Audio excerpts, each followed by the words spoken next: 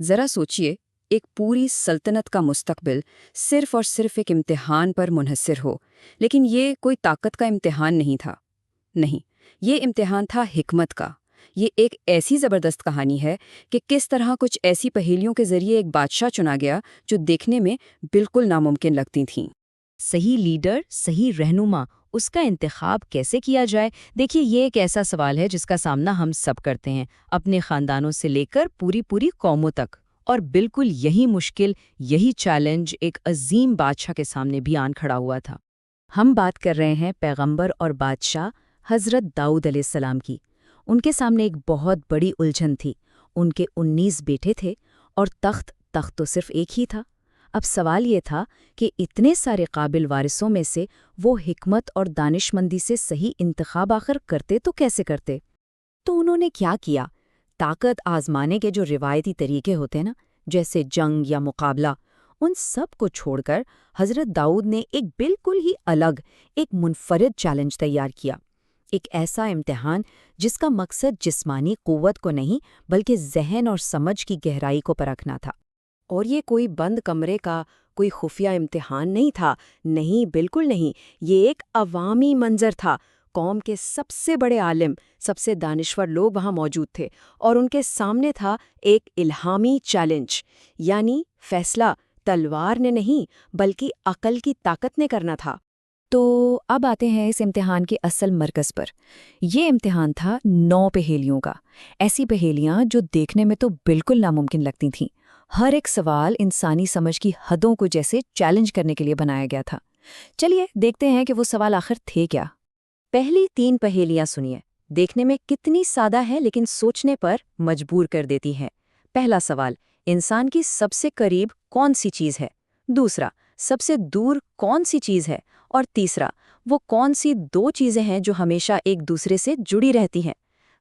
ذرا سوچئے، اس کا کیا جواب ہو سکتا ہے؟ اب اگلے 3 سوال، اور ان سوالوں سے معاملہ اور بھی گہرا ہو گیا۔ سوال نمبر 4، سب سے زیادہ ہیبت ناک، سب سے خوفناک چیز کیا ہے؟ 5واں، کون سی 2 چیزیں ہیں جو کبھی نہیں بدلتی؟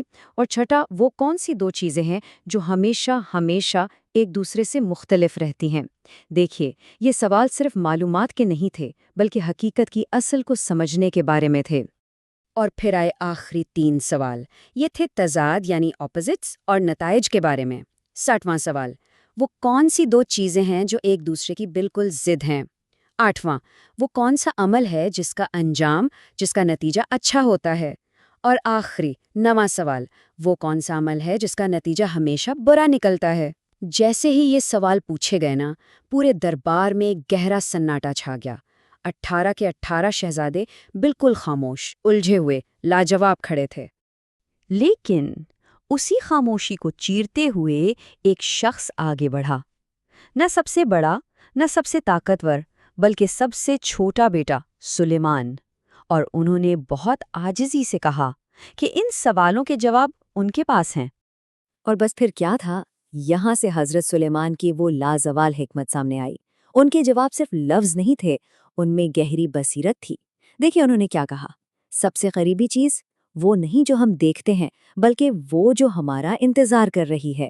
آخرت سب سے دور کی چیز، گزرا ہوا وقت جسے کبھی بھی واپس نہیں لایا جا سکتا۔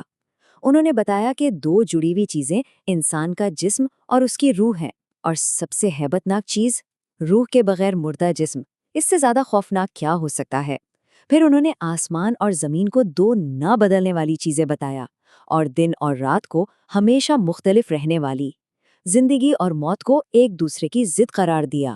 اور سب سے اہم بات، انہوں نے انسانی فطرت کی گہری سمجھ دکھائی۔ کہا کہ اچھے انجام والا عمل ہے غصے میں صبر کرنا، اور برے انجام والا غصے میں جلد بازی کرنا۔ ہر ایک جواب ان کی عمر سے کہیں زیادہ گہرائی اور سمجھ کا ثبوت دے رہا تھا۔ اب اس کے بعد کسی بحث کی، کسی اور دلیل کی کوئی گنجائش ہی نہیں بچی تھی۔ حضرت سلیمان کی حکمت نے تو جیسے پورے دربار کو روشن کر دیا تھا۔ بادشاہ داؤد نے اپنے سب سے چھوٹے بیٹے میں صرف ایک لڑکا نہیں بلکہ ایک سچا، ایک حقیقی رہنما دیکھ لیا تھا، اور بس وہیں فیصلہ ہو گیا۔ تو پھر اس پوری کہانی سے ہمیں سبق کیا ملتا ہے؟ یہی کہ ایک لیڈر صرف عمر یا خاندان سے نہیں بنتا اصل چیز حکمت ہے، دانشمندی ہے، چیزوں کو گہرائی سے دیکھنے کی صلاحیت اور دنیا کی پیچیدگیوں کو سمجھنے کی قابلیت۔ جیسا کہ روایت میں آتا ہے، یہ اعلیٰ علم اور فہم ہی تھا جس کی وجہ سے حضرت سلیمان اپنے والد کے جانشین بنے۔ بس یہ ایک جملہ سب کچھ بتا دیتا ہے۔ یہ حضرت سلیمان کی حکمت تھی، ان کا خاندان نہیں، جس نے انہیں تخت تک پہنچایا۔ یہ قدیم کہانی ہم سب کے لیے آج ایک بہت اہم، ایک جدید سوال چھوڑ جاتی ہے۔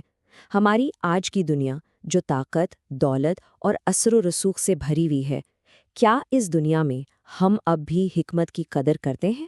جب ہم اپنے لیڈرز کو چنتے ہیں تو کیا ہم آسان جوابوں کی طرف بھاگتے ہیں یا گہری سمجھ بوجھ کو ترجیح دیتے ہیں؟ حضرت سلیمان کی کہانی ہمیں بار بار یاد دلاتی ہے کہ ایک رہنما کی سب سے بڑی طاقت اس کی تلوار میں نہیں، اس کے ذہن میں ہوتی ہے، اور شاید یہی وہ چیلنج ہے جس کا سامنا آج ہم سب کو کرنا ہے۔